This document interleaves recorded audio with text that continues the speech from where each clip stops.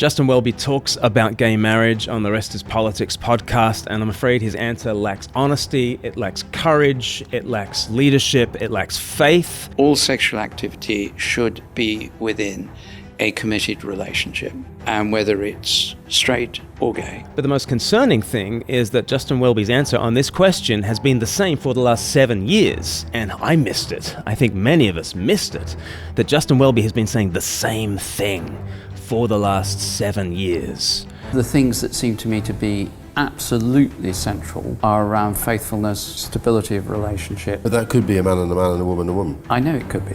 Hi, I'm Glenn from Speak Life. We like to see all things through the lens of Jesus. I missed it the first time I saw it, when Justin Welby was interviewed by Alastair Campbell back in 2016. It was for GQ magazine, and it was a very robust interchange, and I enjoyed it a lot. Will you go to heaven? Yes. Will I go to heaven? That's up to you.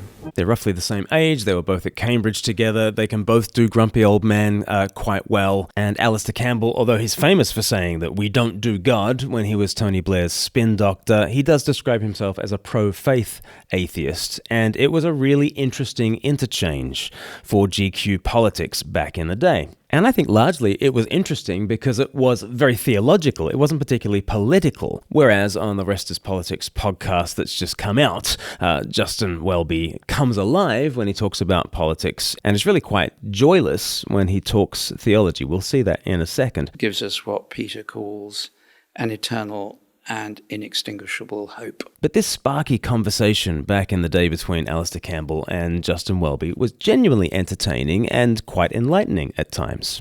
What sets being a Christian apart is the reality of Jesus Christ. It's God becoming human, living a human life, being fully human and fully God, dying completely, rising from the dead, being present with us now. And you believe that absolutely? Yes.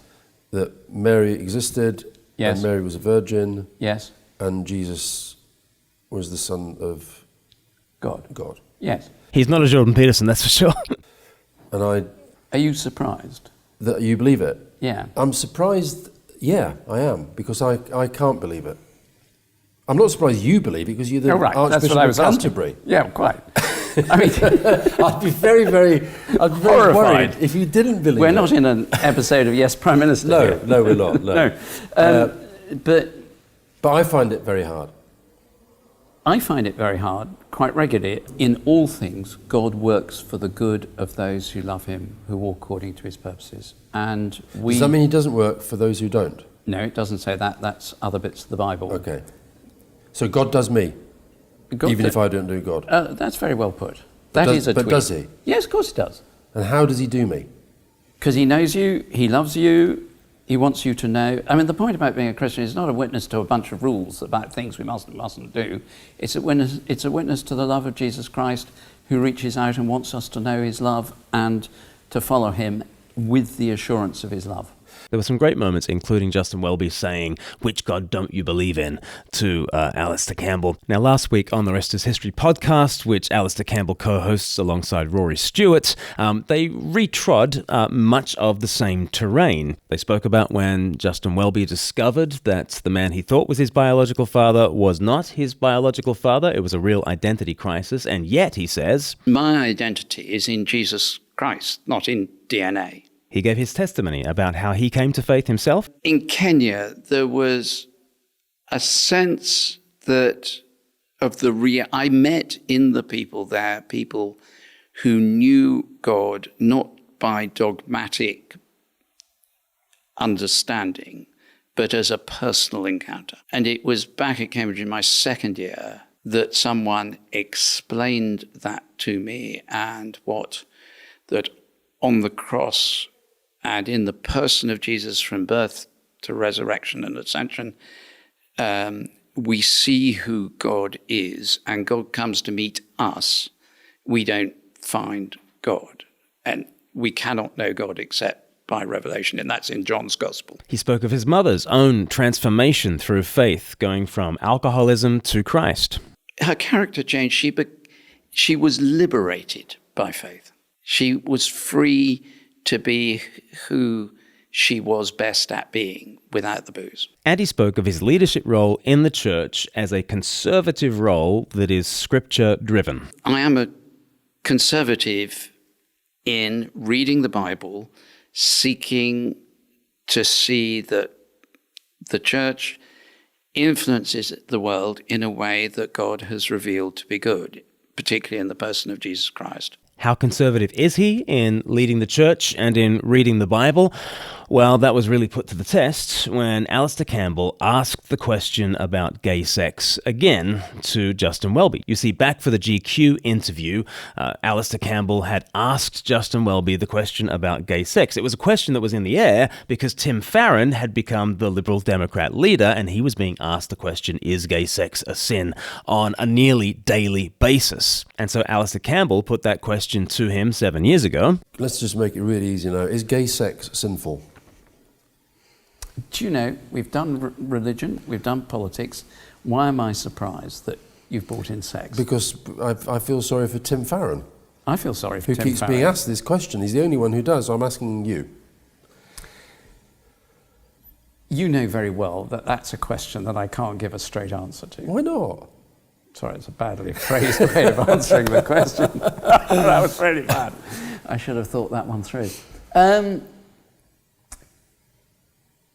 Because I don't do blanket condemnation of people. And when I haven't got a good answer to the question. I'll be really honest. I haven't got a good answer to the question. I know I haven't got a good answer to the question. That's how he started his answer back in 2017. Did I say 2016 earlier? It was 2017 that he did this GQ interview. It's a question I can't answer very well. Have you ever thought about how your bank uses your savings? What if I told you there's a fully regulated Christian bank that aligns your money with your faith? When you open a Kingdom Bank savings account, you help to provide vital mortgages for churches, Christian ministries, and gospel workers who might struggle to secure one elsewhere. Whether saving for yourself or on behalf of your church, your savings will support Christian ministries across the UK. And when you're ready to take your money out, you get it back with interest. If your spending and giving reflect your faith, shouldn't your savings as well? Open a savings account with Kingdom Bank today and put your money where your heart is. Visit kingdom.bank/speaklife. Kingdom Bank is a member of the FSCS and regulated by the Financial Conduct Authority and the Prudential Regulation Authority. Well, Alastair Campbell has given him 7 years, and he comes back and asks the same question again. How conservative is Justin Welby? How scripture-driven is he? Here's how it pans out. And let's now turn to gay sex. I do all the time, really, in the life of the church. And do you have a better answer yet? Do you have a better answer than 7 years ago? Yes, I do. You want me to give it? I'd love to hear what it is. You know, this is, if there was an equivalent question when Tony Blair was in office and he was in an interview, he was asked an equivalent question, you'd be standing in his line of sight going... Well, there's your me over there, and he's looking very relaxed. No, he's not. He always looks like that. Why is he speaking freely now? Well, he is very close to retirement, is probably the practicality of the situation, and feels a freedom to speak his mind now that he didn't 7 years ago, is my guess. What the Archbishop of York and I and the bishops, by a majority, by no means unanimous, and the church is deeply split over this, where we've come to is... Who's we? It's very ambiguous who we is. Is he saying that the church is deeply split, but the church still, we, have come to this position? Or is it myself, the Archbishop of York, and a lot of other bishops have come to this position, and this is not where the church has come to?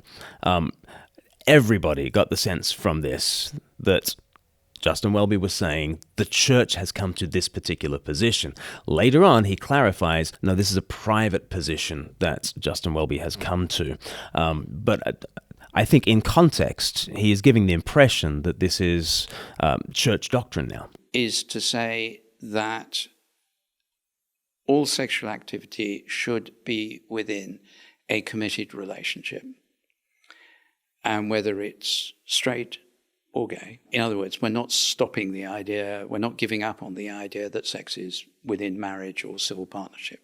No, but you're redefining marriage to be gender neutral. You're redefining marriage to be, it could be male-male, it could be female-female, or it could be male-female. You can have a wedding without a bride, apparently, and you can have a wedding without a groom, apparently. You can have a marriage without a husband, you can have a marriage without a wife. It's a redefinition of marriage, is what he's giving here. And he seems to be giving it as the church's position, and then later clarifies that this is his private position, but it's the private position that's also held by the Archbishop of York and many other bishops, and by a majority of bishops, he seems to be saying. It's a very casual redefinition of holy matrimony. Or whether marriage is civil or religious. And that, therefore, we've put forward a proposal that where people have been through a civil partnership or a same-sex marriage, equal marriage under the 2014 Act, they should be able to come along to a church and have a service of prayer and blessing for them in their lives together. So we accept that. Who's we? Who's we? As with all things in the Church of England, there's always a but. And there are some principles we're trying to work on, is that because of conscience, no priest or church should be compelled to have these services. Now, I think personally this is a long way from church same-sex marriage. It's a long way from same-sex marriage for those on the progressive side of the debate who would like to get married in church. I guess it's a long way from that. But theologically, doctrinally, it is to admit that marriage is by nature a gender-neutral institution, and saying that as the Archbishop of Canterbury, even if this is just a private opinion. This seems to be an admission of same-sex marriage by the most senior clergyman in the church. But there is no doubt that the church is deeply, profoundly divided on this. You personally haven't. Are you doing those blessings? I've said I won't out of responsibility for the Anglican Communion, where in many parts of the world it's absolutely unacceptable. And that's where you basically have to be a politician. This is where you have to be a politician. Because you've got very different views in very different churches around the world. You have countries around the world where people, even if they don't have it, want the death penalty for people who, as they say, are gay. There's less attention to the G, the B, etc. And you have countries where basically it's legal and the church is involved in presiding at same-sex marriages. Now, it is important to say I do not support the death penalty for same-sex activity in any country, and think in particular where capital punishment is applied for certain sexual sins and not others, certain condemned biblical practices and not others. That seems to me an egregious case of my sins are better than your sins. And it's very difficult because to tell other nations what their legal systems should be can sound incredibly imperialistic, incredibly colonial. And so it's a very fraught situation, and to that degree we can sympathize with Justin Welby and his position there. But he would have a lot more moral authority to speak on this issue if he actually was orthodox and biblical on his doctrine of marriage. So if we want him to speak into these issues in the global south, we need him to speak from a sense of moral authority that apparently he believes comes from conservatively reading the Bible in order to lead the church. So if he can conservatively read the Bible and lead the church, I think he will have the authority to speak on those issues about the death penalty. I don't think his view about gay marriage will help him to speak to the global south and say what he thinks and what I sometimes think might need to be said in those situations. He's lost that moral authority to actually have that voice in those conversations. And so he hasn't helped himself to be a positive influence in these matters in the global church because of this issue. I think Vaughan Roberts said it really well. He was just just interviewed by Dominic Steele on The Pastor's Heart, and he was responding to this very video.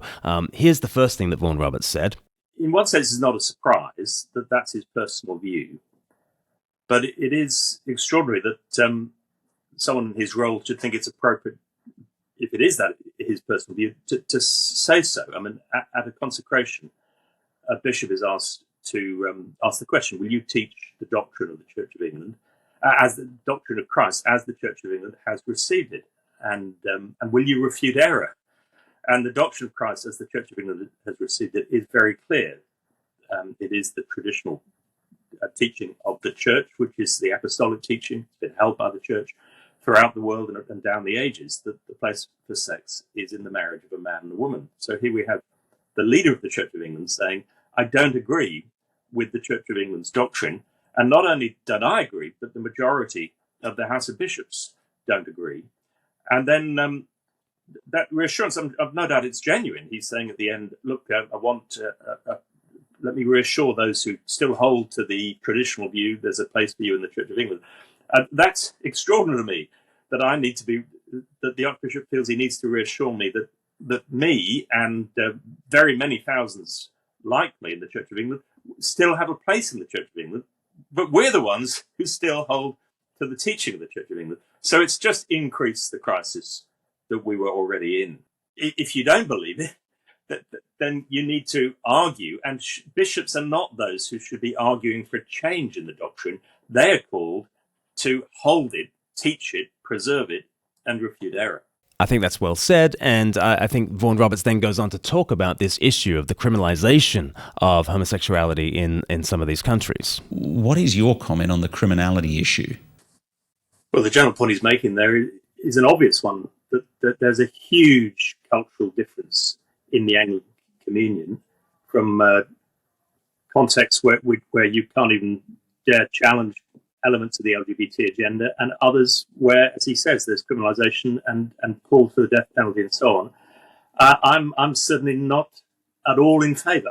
I'll put it stronger. I'm very much against criminalisation, and especially when it's targeted against one particular group or one particular sexual sin, but not others.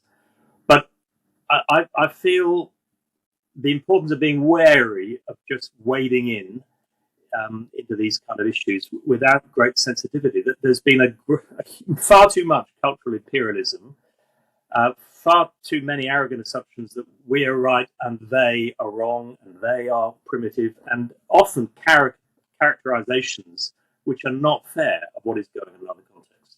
So we've got to be very careful. I'm not in favour, but I love being part of an Anglican communion where we will have, in our different contexts, different strengths, different weaknesses, different things we see clearly, different blind spots.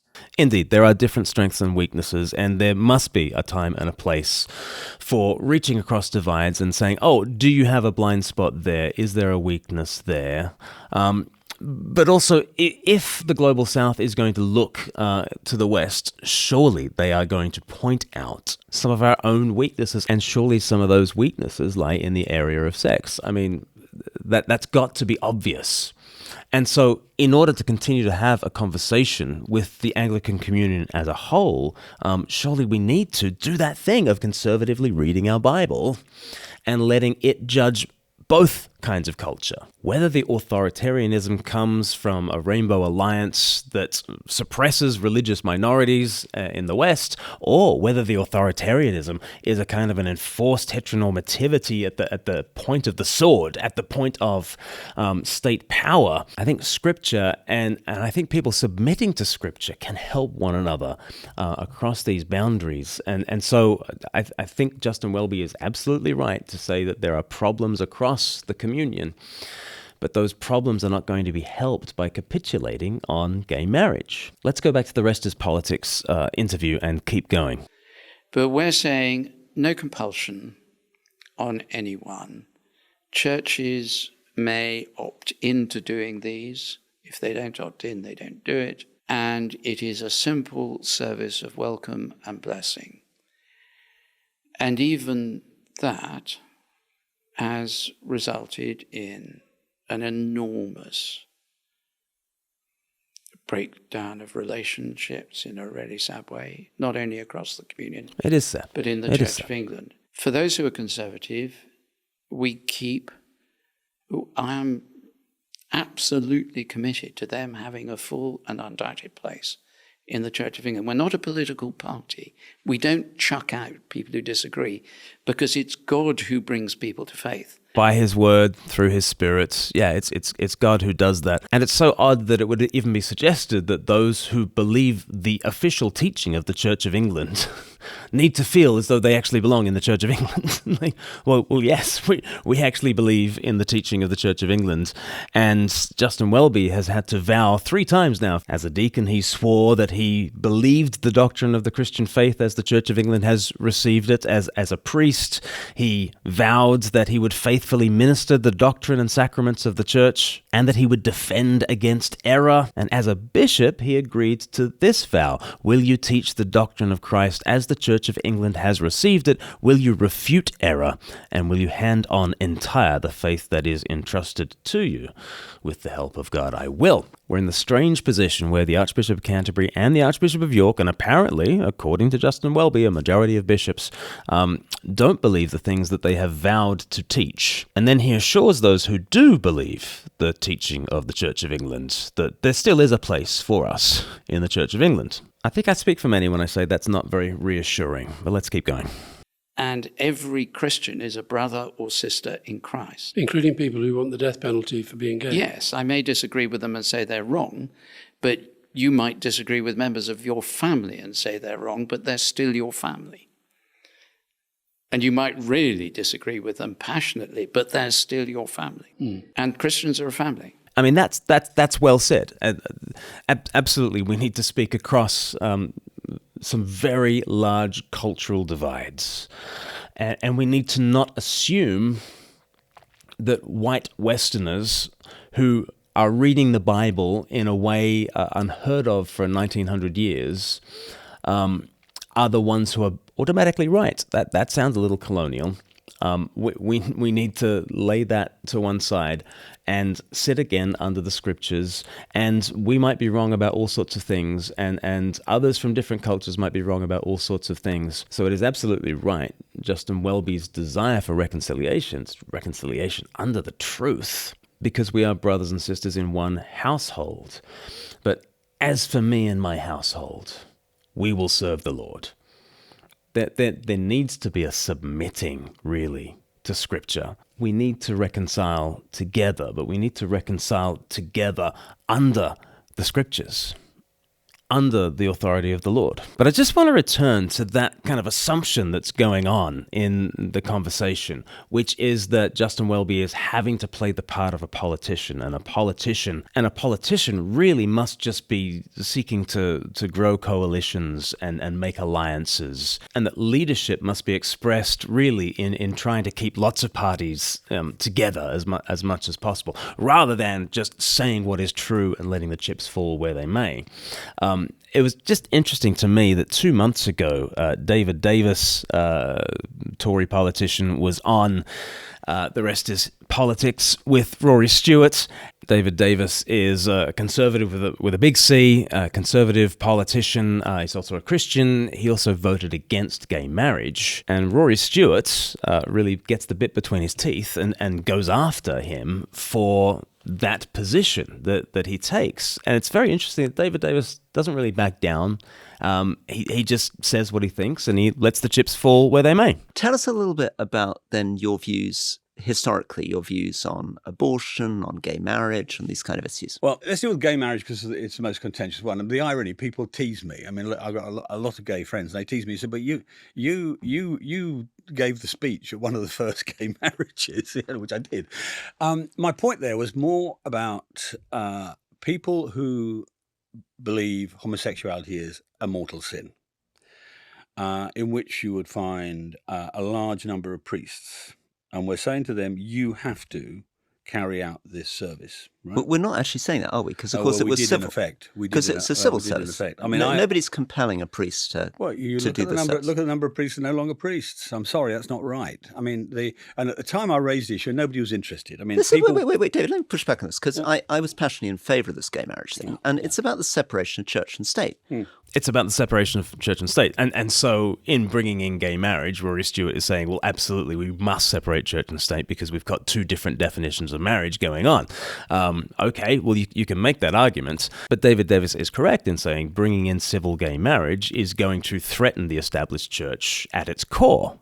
He's right about that. What I said to the church and the priests is, if you don't want to marry them, that's up to you. That's up to the church. All we're doing is we don't control the church. In law, this is a marriage, and it's a civil marriage. That isn't the law. If you carry out marriages, you carry out marriages, and that's that. I'm afraid. And so again, you're just being kind of a bit contrarian. What I try and do is, if a case is unpopular. And very often it's because it's overgeneralized. This is a very good case in point. It's overgeneralized. People just say, "Oh, well, I know what I want. I forget all the details." Parliament's there to make sure the details are right. That if you do that, you've got protection for somebody who refuses to carry out a particular institutional thing like a marriage. And so, contrarian maybe. It's more. I don't.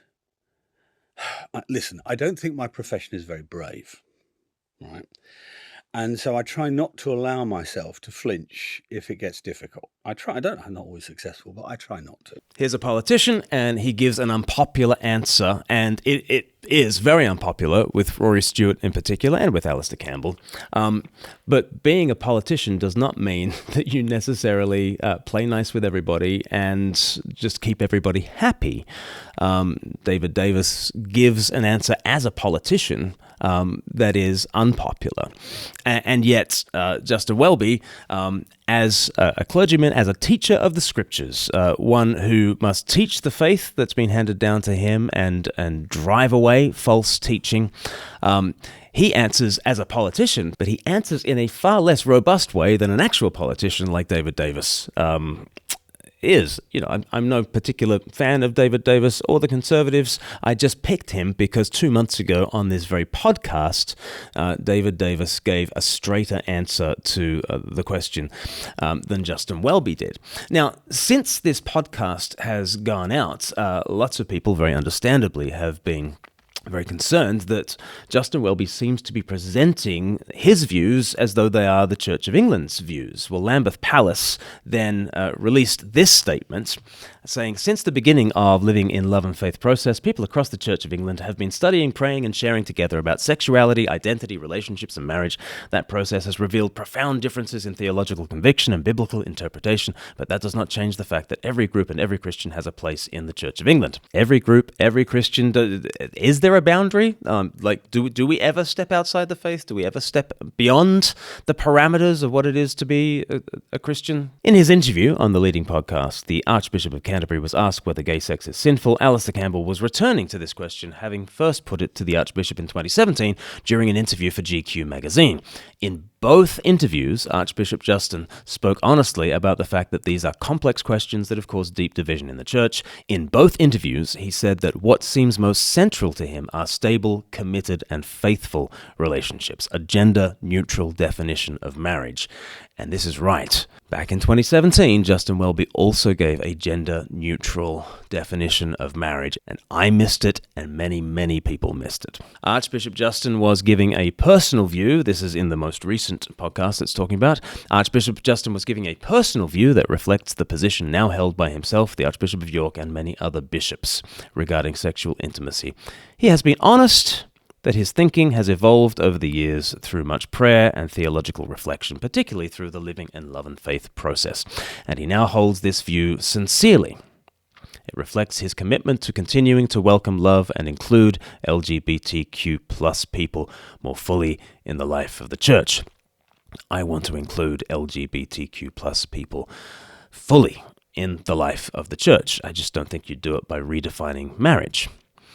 However, there is no consensus among the bishops on this question, and the Church remains deeply divided. Archbishop Justin stressed his absolute commitment to those who hold a traditional view having a full and undoubted place in the Church of England. Again, it is not very reassuring to be told that those who believe what the Church of England teaches do have a place in the Church of England. Don't worry. You do still have a place in the Church of England, those who believe what the Church of England actually teaches, when it's said by people who don't believe what the Church of England actually teaches, even though their job is to teach what the Church of England teaches and to drive out and refute all error.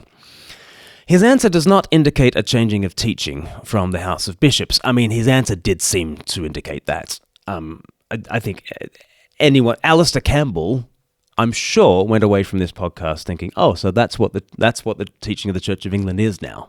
And I'm sure that most listeners to the Rest is Politics podcast went away thinking exactly the same, hence the need for this clarification. This is an ongoing conversation across the Church, and Archbishop Justin hopes that the bishops, together with clergy and laity, will keep praying and reflecting on these questions while he goes ahead and just speaks to an audience of millions what his private teaching is, and teaches it in such a way that it sounds like it is the Church of England teaching, and the reassurance that those who disagree with him, don't worry, you still have a place, for now, in the Church of England. Now let's go back to the GQ interview, because this is what I missed. I listened to this back when it was out, and I quite enjoyed it as a robust back and forth between Justin Welby and Alastair Campbell. But I missed that he indeed has exactly the same view in 2017 that's just come out in this 2024 podcast. Have a listen. I haven't got a good answer to the question. I'll be really honest. I haven't got a good answer to the question. I know I haven't got a good answer to the question. And that comes from two things. Inherently within myself, the things that seem to me to be absolutely central are around faithfulness, stability of relationship, loving relationships. Faithfulness, stability, loving relationships. And of course, he's using completely gender-neutral terms here. It's all about a covenant bond, let's say, but it's all in gender-neutral terms. It's just about faithful, stable relationships. And Alastair Campbell is wise to this. But that could be a man and a man and a woman and a woman. I know it could be. Did you get that? That is the same answer that he's given in 2024. It's not that he has a better answer in 2024. He's got the same answer. It's just that instead of agreeing to Alastair Campbell's words in 2024, he actually owns Alastair Campbell's words as his own words. But he agreed to Alastair Campbell's words back in 2017. Let's go over it again. The things that seem to me to be absolutely central are around faithfulness, stability of relationship, loving relationships. But that could be a man and a man and a woman and a woman. I know it could be. I know it could be, right? He's agreeing. He's agreeing utterly that sexual relationships are gender neutral, that sex is irrelevant to sex, which I do think is... It's certainly not the Church's position. It's certainly not the Church of England's position, and he is meant to be leading the Church of England. He's meant to be first among equals, leading the Anglican Communion. He is not saying what he swore to uphold as the teaching of the Church of England, and he's certainly not driving away error. Instead, when error is presented to him, he agrees with it, and 7 years later parrots it back to Alastair Campbell as his better answer. But Lambeth Palace were indeed correct when they clarified, after the 2024 interview, they clarified that this has been Justin Welby's position for the last 7 years at least, and that he's been on the record for the last 7 years at least with a gender-neutral definition of marriage, and I missed that. I think a lot of us missed it. But now he's owning it, and now he's saying, this is my position, it's the Archbishop of York's position, it's a majority of the bishops in the Church of England, it's their position. What a pity, what a pity. I'm also aware and deeply held by the fact that since long before Christianity, within the Jewish tradition, that marriage is understood invariably as between man and woman, or in various times a man and several women, as it happens in the Old Testament. Interestingly, even in polygamy, the women are not married to one another in those relationships. The man is married to wife number 1, and the man is married to wife number 2, and the man is married to wife number 3. Wife number 3 and wife number 2 are not married together. There is still male-female complementarity even in those suboptimal arrangements of the Old Testament. But here he is saying that he feels held by a tradition, but it's a tradition that he doesn't want to pass on. It's a tradition he doesn't want to own. It's a tradition, I guess, he doesn't particularly like. He feels held by it, and so as a politician, he's been trying to get a coalition between a gendered definition of marriage and his novel, gender-neutral definition of marriage. That's been the politician in him that's been trying to hold this thing together from the outset, and from at least 2017, he hasn't actually believed in the traditional position.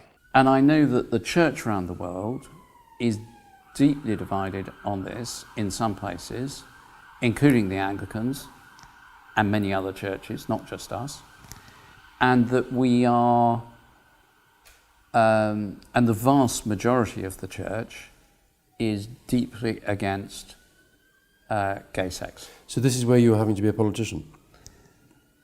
Yes. So Welby says the vast majority of the Anglican Communion does not agree with him, and Christian tradition does not agree with him. And so Alastair Campbell says, so you're having to be a politician. And yeah, but what kind of politician? What kind of politician says, yeah, me and my Western liberal progressive friends have one view that is at odds with the Christianity of history and the Christianity of the global Anglican Communion.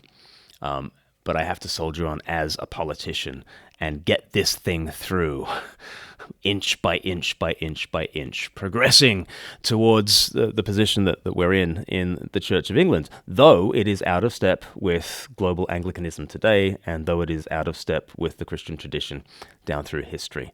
What kind of politician do you want to be? I thought you were actually a spiritual leader, and you were given a deposit of faith to pass on. That's what we've been given. We haven't been given a political task to try and incrementally nudge the church towards a novel view of sex and sexuality. The job is to be very unoriginal, to receive the deposit of faith and pass it on. It's a shame. It's a real shame. The Old Testament sexual ethic was markedly different from the Egyptians and the Assyrians that were surrounding them. The New Testament sexual ethic is markedly different from the Greco-Roman culture that surrounds it. Are you kidding me? Christians have always been out of step. They haven't tried to be politicians, to form a coalition government between the Egyptian and the Assyrian and the Greco-Roman kind of account of sexuality. Let's try and keep all those parts. No, be distinctive. Be who you are. Be different. Be weird. And this weird Christian sexual ethic that has had male and female at the heart of it is the sexual revolution that has absolutely birthed so much of the modern world. Read Joseph Hendricks, the weirdest people in the world. That the marriage and family program that is taught by Jesus in Matthew chapter 19 has absolutely led to the flourishing and the peculiarity of the West. And what does Jesus say in Matthew chapter 19? From the beginning, the Creator made them male and female and said, for this reason, a man shall leave his father and mother and be joined to his wife, and the two shall become one flesh. And what God has joined together, let no one separate. There is this male-female union that is at the heart of the Scriptures, and it's always been at the heart of the Scriptures. Ever since God's created the heavens and the earth, heavens masculine, earth feminine, we're meant to look at heaven and earth and think those two should get together. And then man and woman are these icons of heaven and earth. And in the Bible on page 1, they're told to be fruitful and multiply. And then, the people of God are known as the bride, and the Lord is the great husband. And then Christ comes along and says he is the bridegroom. And when he dies on the cross, the New Testament letters are all explaining it in terms of, well, okay, we're a bride that's in debt. Well, the bridegroom absorbs the debt of the bride and dies for the bride, taking our sins on himself, absorbing the debts of the bride so that we can be one with him forever. And And by the end of the Bible, heaven and earth do indeed marry. The Bible has this sort of gender complementarity written into the scriptures. It's written into the history of God's people. It's written into the fabric of the cosmos. We are living within a divine romance in which man and woman come together. And the gospel itself is a gospel of Christ the bridegroom dying for we the bride, that we might be one with him together, and we await the consummation at the end of all things. The Bible is a divine romance, and we mess around with male and female images to our peril. It's basic stuff. And marriage just is not gender neutral. It's just not. You don't have a wedding without a bride. You don't have a wedding without a groom. You don't have marriage without a husband. You don't have marriage without a wife. There is a complementarity to the sexes. And there are a lot of things that male-male relationships are and can be. And there are a lot of things that female-female relationships are and can be. But what marriage is a union of man and woman for life. That's what marriage is. And to make it into a male-male or a female-female relationship is not to wonderfully include more people in the institution called marriage. It is to redefine marriage out of all recognition. And how many people does this actually include? So if Justin Welby wants sex to be within committed lifelong relationships, i.e. marriages, well, like gay marriages account for about 3 or 4% of marriages every year since they came in 2014. 3 or 4%.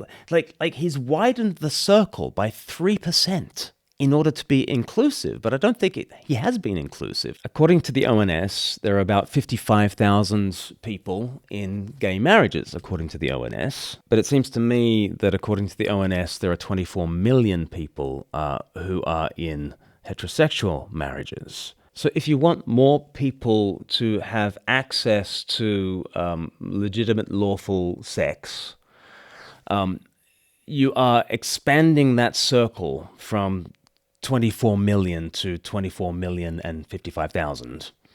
You're expanding that circle by 0.23%. What's interesting is that answer does sort of kind of wash with Alastair Campbell and Rory Stewart.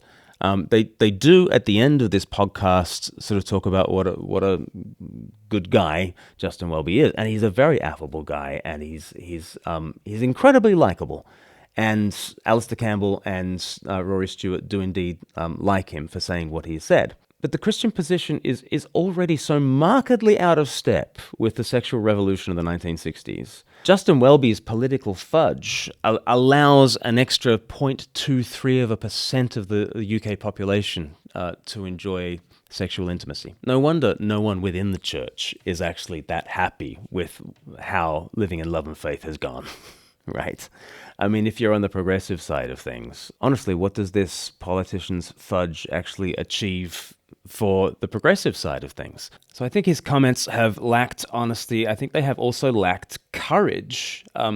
Justin Welby talks about how when Priti Patel at the Home Office, Tory politician, bringing in a very unpopular policy of deporting asylum seekers to Rwanda and processing them there. It's one of the most unpopular political moves by any government that I can remember in living memory. It's just so uniquely and uniformly unpopular in the UK. And Justin Welby kind of presents this as, his moment to take up prophetic courage and speak truth to power. And I decided to use 2 paragraphs in my Easter sermon to denounce the Rwanda policy about deporting asylum seekers, which, as I say, was incredibly unpopular. It doesn't take courage to do what Justin Welby is doing here. Like, listen to him talk about the Rwanda policy. And one of the key things in that is human dignity and the common good. And so when the Rwanda thing happened, which was on Maundy Thursday, Priti Patel announced it, and we had a meeting online on Good Friday of the senior staff here. I don't do it just casually. We have great sort of consultations. And we went round the meeting saying, and I said, do I have to speak on this now? Because it's Easter. And the answer was, yes, you do, from everyone. This is so the way this is structured is so inhumane, we must put a line in the sand. Sorry, cliche, but there we are. Mm-hmm. So I put 2 paragraphs into my sermon on Sunday. It happened to be relevant. And I remember, because I speak from an iPad, and I saw the paragraphs coming up the page, and I was more and more gripped with terror as they came up, because I knew this was going to cause havoc, which it duly did. Did it really, though? Did it really cause havoc? It was an incredibly unpopular move by the Tories. For the Archbishop of Canterbury to use 2 paragraphs of his Easter Sunday sermon as a line in the sand, that is not the havoc that you've been ordained to cause. You've been ordained to cause the havoc that comes by standing with Scripture, standing with Jesus in this age. The courage that is worthy of the name is the courage to stand on unpopular biblical territory, not to denounce things that were already being denounced by a great majority of the UK. The courage that is called for from an Archbishop of Canterbury is not to denounce the Rwanda policy. The courage that is called for from an Archbishop of Canterbury is to stand on the Scriptures that you are there to defend. And the attack against the Scriptures is most clear in the West when it comes to matters of sex and sexuality. That is the sexual revolution that has done the most to oppose and reverse and subvert the Jesus revolution. It will not, because the gates of hell will not prevail against the Church of Jesus Christ. But the cultural trend that is most opposed to the way of Jesus Christ in the West in the 21st century is the sexual revolution. And that is where courage is called for. You can be incredibly courageous fighting a battle that loses you no friends, that costs you very little. Where courage is called for is in fighting the battle of the hour. And surely sex and sexuality on the moral front is a battle that is much closer to the heart of proclaiming Christ into the West today. So I think his statements lacked honesty. I think they've lacked courage. And I think they've lacked faith. They've lacked faith that preaching this message, preaching Christ's beautiful but bonkers gospel, this counterintuitive, countercultural word from beyond, that this is how he grows his kingdom, and the gates of hell will not prevail against it. The sexual ethic of the Old Testament was different from Egypt and Assyria, and they didn't make a coalition compromise to come up with Israel's sexual ethic. The sexual ethic of the New Testament church was not some kind of compromise between Greco-Roman culture, and it was different, and it built the world. And look, it might be as plain as day to you that other countries in the global south that criminalize homosexual behavior, that must be wrong.